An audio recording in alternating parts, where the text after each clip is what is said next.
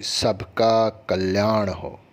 रावण ने कैलाश पर्वत को उठा लिया, फिर धनुष क्यों नहीं उठा पाया? और श्री राम ने कैसे धनुष तोड़ दिया? कैसा था धनुष? भगवान शिव का धनुष बहुत ही शक्तिशाली और चमत्कारिक था। शिव ने जिस धनुष को बनाया था उसकी टंकार से ही बादल फट जाते थे और पर्वत हिलने लगते थे। ऐसा लगता था मानो भूकंप आ गया हो। यह धनुष बहुत ही शक्तिशाली था। इसी के एक तीर से त्रिपुरासुर की तीनों नगरियों को ध्वस्त कर दिया गया था। इस धनुष का नाम था पिनाक।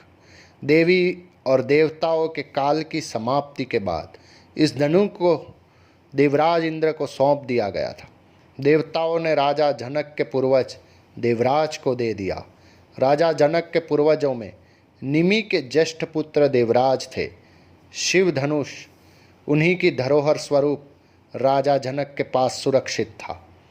उनके इस विशालकाय धनुष को कोई भी उठाने की क्षमता नहीं रखता था, लेकिन भगवान राम ने इसे उठाकर इसके प्रत्यंचा चढ़ाई और इसे एक झटके में तोड़ दिया।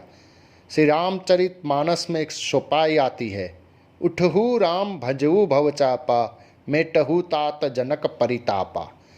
इसका भावार्थ है, गुरु विश्वामित्र जनक जी को बेहद परेशान और निराश देखकर श्री राम जी से कहते हैं कि हे पुत्र श्री राम, उठो और भवसागर रूपी इस धनुष को तोड़कर जनक की पीड़ा का हरण करो। इस चौपाई में एक शब्द है भवचापा, अर्थात इस धनुष को उठाने के लिए शक्ति की नहीं बल्कि प्रेम और निरंकार की जरूरत थी। यह मायावी और दिव्य धनुष था। उसे उठाने के लिए दैवीय गुणों की जरूरत थी। कोई अहंकारी उसे उठा नहीं सकता था। रावण एक अहंकारी मनुष्य था।